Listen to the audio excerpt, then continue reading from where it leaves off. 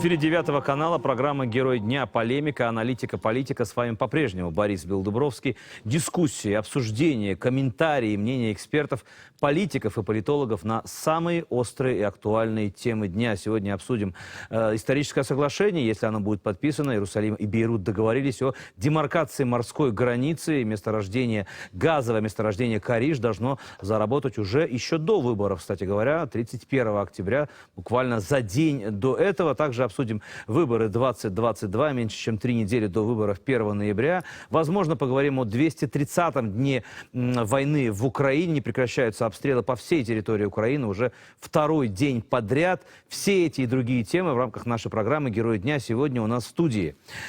Общественный деятель, член Горсовета Бат-Яма, подполковник запаса. Подполковник запаса, все время забываю, видите, подполковник запаса ЦАля. Все время ожидаю, когда вас повысят в звании даже в Милуиме. Ария Зайден, здравствуйте. Добрый вечер.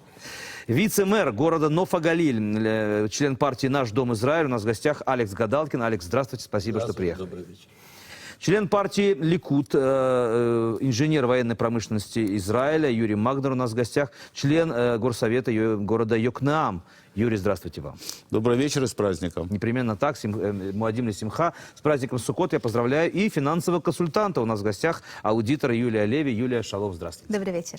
Итак, давайте начнем говорить об историческом соглашении. Вначале нам говорили, будет подписано точно, еще до выборов нельзя. Нужно провести в Кнессете, нужно провести референдум. Потом нам говорили, что впереди война, эскалация, Хизбалла недовольны, угрожают. И вот вновь нам рассказывают о том, что этот договор будет подписан. Он хороший, исторический. Интересы Израиля, интересы Ливана, как там говорят, тоже учтены, но это случится, скорее всего, уже после выборов. Сейчас мы обсудим его легитимность, законность, правомощность, а главное, выгодность с точки зрения экономики и безопасности нашей страны. Начнем с Юрием Магнером. Я знаю, что у вас есть листочек, в котором вы расскажете нам, чем отличаются экономические воды Израиля, я уверен, от нейтральных вод и так далее. Итак, что такое демаркация морской границы Израиля и Ливана? Окей, я всегда говорю о том, что для того, чтобы составить свое мнение о чем-то, лучше один раз увидеть, чем 10 раз услышать всевозможные комментарии. Поэтому я действительно сегодня приготовил вот такую вот картинку, в которой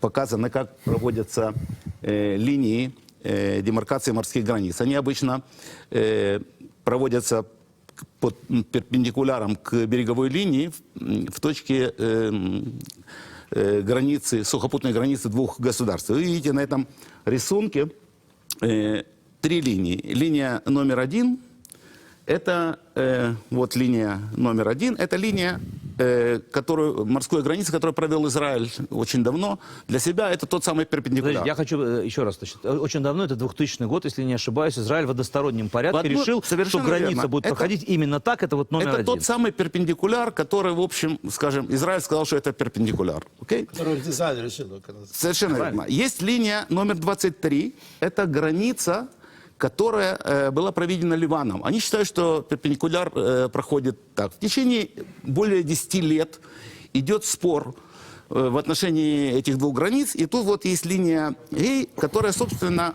определяет ту самую линию, на которой стороны должны были прийти к соглашению. Самое интересное, что и линия A, и линия 23, обе эти линии проходят через месторождение Кана. То есть ни при одном варианте проведения морских границ месторождение Кана не должна была остаться в полном распоряжении Ливана. Речь шла о известном соотношении 45-55. Вроде бы речь шла о том, что Ливан согласен на соотношение 40-60. И сегодня то, что мы узнали в конечном итоге, какое соглашение было заключено. Соглашение было заключено по линии 23, то есть полностью по линии Ливана, но кроме этого, вот в этой вот части внизу, так называемый блок 72, который отрезает полностью месторождение Кана от израильских... А что такое 29 линия?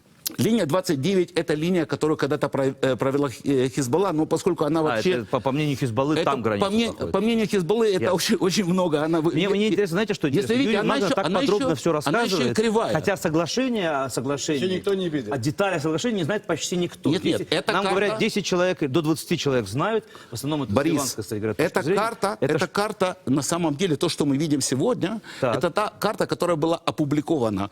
Речь идет о экономических водах, но если вы увидите вот на этой картинке, то месторождение Кана полностью переходит к Ливану. Месторождение Кариш. Нет, месторождение Кариш, о месторождении Кариш вообще речи нет, поскольку месторождение Кариш всегда не являлось вообще предметом Да, спора, оно находится всегда на нашей находилось на территории нашей- без сомнений. без вопросов. Ясно. Нет сомнений. Так, давайте. Я Вмешивайтесь. подаю по той же карте. Так. Хотя как бы не эту карту видел, но я видел много. Во-первых, как вы правильно заметили, еще сам договор никто не знает. Даже очень узкий депутаты, министры знают точно о том соглашении. Кто о нем знает, это представители и армии обороны Израиля, представители Шабака, представители Моссада, которые участвовали и одногласно. И это люди, которые даже иногда против правительства выступали в открытую, не боялись в То этом есть выступать. раз служба безопасности, Моссад, разведка и ЦАЛЬ подтверждают, что нет риска для нашей безопасности, нужно закрыть Я глаза. еще, нет, еще, говоря о подождите, секунду, безопасности или вы можете перебивать экономической? никого, секунду.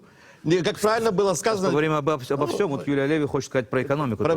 мы сейчас начнем про экономику, я уверен, что надо добавить. Можно только сказать понятно одно. Правильно было сказано, что никто границу не провел. Находится как бы в нейтральных водах. И все, что нашло государство Израиль, тоже частично находится в нейтральных водах. Частично о том, что говорят те же информаторы приближенные, потому что какую-то информацию пытаются выпустить. Поэтому сегодня понятно только одно. Для государства Израиль, если представители армии обороны Израиля не касаются еще к политике, говорят, что для безопасности государства Израиль это хороший договор. Плюс к этому это еще не говорит о экономике, которая внесет деньги. И плюс за этим всем договором стоят все страны и Европы, и Америка, которые были готовы. И сегодняшний день сказать, что государство Ливан как готово поддержать это, чтобы ясно то, что будет доход до государства Израиль, для государства Израиля более 3 миллиардов, и даже о том Кан, который в тех же водах непонятно, Израиль решил так или Израиль не решил так. Мы то еще до той границы, которая будет происходить, уже говорят о том, что даже оттуда, если она будет перейдет к Ливану, даже оттуда у нас будут какие-то доходы через ту французскую фирму, которая собирается добывать это. Да, и найдет ли она еще тот газ, на сегодняшний день ясно одно, что государство Израиль может по безопасности, это хорошо, для экономической ясно, что доходы мы прежде всего будем получать, а если они потом, та французская фирма, которая будет находиться на той территории, непонятно, что не была ничья, которая была в нейтральных водах, это было понятно всем, найдут ли газ или не найдут, даже часть каких-то доходов будет приходить в казну государства Сейчас Израиля. поговорим об экономике, о деньгах. Секундочку, Юрий, присоединим к беседе наших коллег или ваших коллег. Арья, ну вы спокойны на самом-то деле? Вы, как человек военный, считаете, что если армия подтвердила, Генштаб, министр обороны, правительство утвердило, все видели, то все, можно подписывать так или иначе. Или нужно ждать, опять же, выборов, это нелегитимно, нужно поставить на повестку дня Кнессета, парламента, это только после выборов. Что скажете? Ну, по первой части вопроса однозначно. Если Министерство обороны и все армейские специалисты, разведка и так далее говорят о том, что все в порядке, у нас есть возможность не только подписать, но и таким образом увеличить и улучшить нашу систему безопасности. Система безопасности это же не просто количество войск, которые с одной или с другой стороны. Там Кариш, из него мы собираемся, уже месторождение разработано, там стоит ОСДА, то есть мы готовы качать газ, есть труба, все в порядке. А если мы договариваемся с Ливаном, соответственно, без особых усилий, конечно же, мы будем... Военно-морской флот будет защищать и будет делать какие-то усилия для того, чтобы защищать, но их будет меньше гораздо, чем если договора не будет. Некоторые говорят, что мы хотели предотвратить войну, боялись столкновения. Мы ничего не боимся. Период, поэтому пошли на уступки. Нет. Это, послушайте, Борис, люди, которые говорят о том, что мы там чего-то испугались, да я не помню, когда мы последний раз чего-нибудь пугались. И действительно, не надо каждый нормальный практический и пропорциональный выбор, и если он не подходит к какому-то там парадигме, какому-то мифу о том, что мы тут империя должны быть сильнее всех, вот, и всех побеждать всегда, Если он к этой парадигме не подходит, то значит, это значит мы испугались. Нет, не надо смотреть на мир белым, абсолютно или черным. Иногда, да, есть вещи, где проходит, как говорится, красная черта, но это далеко не красная черта. Понятно. Юлия Алеви у нас в гостях, аудитор, финансовый консультант. Когда же мы увидим, вот вы сказали здесь цифру, назвали 3 миллиарда, когда мы уже увидим деньги в казне? Нам раньше, помните, обещали ваучеры, облигации, там, какие-то деньги даже на счет. Когда мы увидим облигации от месторождения Кариш, который начнет работать уже 31 октября? Вы знаете, к сожалению, если мы посмотрим на историю того, что произошло в Израиле, на наших территориальных водах, когда мы нашли у себя газ, кто из нас чувствует его в нашем кармане? Я не думаю, что есть кто-то, кто мог сказать, да, вот я получил что-то от всего этого. Поэтому, когда мы говорим о более, так сказать, далекой территории, да? которая еще вообще непонятно чья, наша, ихняя, то есть еще надо, на самом деле, посмотреть, как они решат поделить этот газ, если он вообще найдется, то я считаю, что в плане экономическом я не очень, так сказать, оптимистична в том плане, что мы будем чувствовать на себе, так сказать, Нам рассказывали, что газ не только есть, он найден. Да, он Нам есть. сказали, что очень быстро, когда найдут этот газ, будут обеспечивать нашу страну совсем там несколько, не знаю, месяцев, и потом экспорт на всю Европу, используя войну в Украине и все дела. Ну, это то, что нам обещают. Я говорю о том, что будет на самом деле. То есть это все утопия и фантазия? Да, Нет, что это не, на самом это не утопия. Борис, Я считаю, что то, что Борис, будет одну на самом секундочку, деле... Секундочку, я хочу спросить, Юль, да. убедиться, что Юля сказала. Я считаю, что, смотрите, когда мы говорим об экономической договоренности, которая неизвестная, то есть о чем еще договариваются, и на данный момент договариваются политики, военные, о стратегии, то есть это не люди, кто понимают в экономике, это не люди, которые умеют... Но вы на самом понимаете, деле- я хочу спросить у вас. Я понимаю, опять же, есть еще многие люди, кто в этом понимает. Я не думаю, что им всем доступна, так сказать, информация об этом договоре. То есть даже экономическая составляющая, мы с вами не знаем ничего? Более того, я считаю, что даже если бы им была доступна вся информация, и они бы смогли дать какие-то рекомендации, к этим рекомендациям кто-то бы прислушался. То есть, к сожалению, на данный момент есть такой, знаете, подшумок, давайте быстренько что-нибудь подпишем, а когда на данной ситуации есть такой, так сказать, дым, и непонятно вообще, о чем договариваемся, потому что якобы стратегические военные интересы Израиля под угрозой или под договоренностью, непонятно, что там происходит. Я считаю, что в плане экономики я не думаю, что в этой ситуации Израиль может подписать для себя оптимальный договор. Хорошо, Теперь, но с точки если мы зрения говорим- перспектив экономических, Вот, если мы речь говорим- идет если газ будет найден, соглашение будет подписано, мы начнем вытаскивать, как говорят, доходить газы, и, возможно, Добывать. добывать газ непременно, да, правильное слово, и тем самым, Вот, обеспечивая себя газом, то в перспективах действительно миллиарды. Перспектива есть. Вопрос, что произойдет на самом деле. Я считаю, что для того, чтобы не потерять этот потенциал, чтобы, так сказать, не получилось, как хотелось как лучше, получилось как всегда, чтобы этого не произошло на этот раз, я считаю, что на самом деле нужно сделать правильно любой шаг. То есть вы сказали, что есть какая-то французская фирма, которая что-то там Французская собирается. фирма... Нет, есть французская фирма, которая будет Я к тому, что строить если- инфраструктуру для Ливана. через Да. какое-то Борис, А почему именно одну французская секундочку, фирма? я- То есть я считаю, что должен быть какой-то михраз. То есть нужно на самом деле получить... Это будет заниматься этим уже Ливан. Но К это уже сожалению, Да. Чем Ливан? по этому для того- соглашению. Я хочу только сказать одно. Я рассказал о том, что конкретно происходит, но я совершенно не высказал свое мнение к тому, что происходит. давайте. 3 момента есть во всем этом соглашении. Так. Первый момент – это экономический. Второй аспект – это аспект безопасности. И третий аспект – это аспект политический. Что касается экономического аспекта, нужно признать, что вместо того, чтобы Израиль получил от месторождения Кан 40%, мы получаем от этого месторождения 0%. Вы говорите о ливанском Одну секунду. месторождении, которого еще нет. Я так Нет, мы не говорим о ливанском. Вы Это зачем вводите ливанское- заблуждение одну секундочку. людей? Я не ввожу, Там, я рассказываю свое послушайте, мнение, давайте я скажу его. Месторождение Давайте я скажу. Кан нет даже эксплуорации, мы не знаем. Мы есть ли говорим там о ничего том, не что есть началось. месторождение Кан, в котором возможно, возможно есть Возможно. газ. И мы Возможно, его нет. уступили, если, как бы, да? и если А возможно, есть нет. этот газ, А если нет? а если есть, А если нет? окей, так А в том-то и если дело, что есть? Если отказываться от того, что есть А мы еще или никто не нет. отказался. А мы не Одну отказываемся. секундочку, я хочу закончить.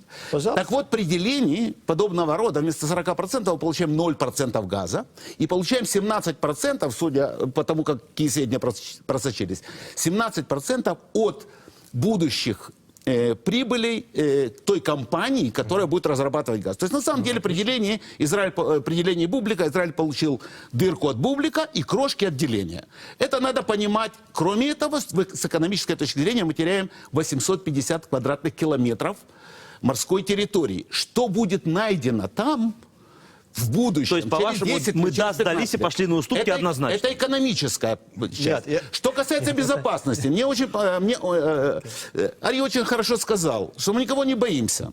С одной стороны. С другой стороны, когда мне рассказывают, что это соглашение учитывает все интересы безопасности Израиля, я всегда спрашиваю, в чем этот конкретный интерес заключается. Дело в Мы том, говорим, знает об этом Министерство обороны, что согласно, наша армия. В том-то и дело, что согласно договору, разработка месторождения будет осуществляться той компанией, которую позовет Ливан.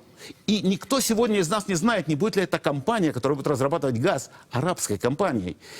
И те, кто будут заниматься всем этим делом, она может быть иранская, ребята. Боря, я И в хочу этом ответить случае на первый- КСИР, Нет. чтобы вы понимали, КСИР будет находиться непосредственно прямо на нашей границе. Сегодня не мы решаем, кто будет. И, наконец, политический аспект, и я закончу с этим делом. В политическом аспекте я считаю, что такого рода соглашение, переходное правительство, временное правительство, за 3 недели, меньше, чем за 3 недели до выборов, оно просто не имеет права такие соглашения подписывать и принимать. Даже если Это юридический советник некорректно. правительства разрешило? А? Даже если юридический советник правительства сказал, можно... Ничего не разрешил юридический советник. Юридический советник может посоветовать. Он сказал, что с его точки зрения... Она сказала, да. Ну, юридический советник это он, в данном случае у нас это она. Вот. Она сказала достаточно четко, что это соглашение должно быть проведено через Кнессет и должно получить разрешение. Не просто сказать Кнессету, что такое соглашение есть, а разрешение Кнессета. Лапид посчитал, что в этом случае мнение юридического советника он не обязан Точно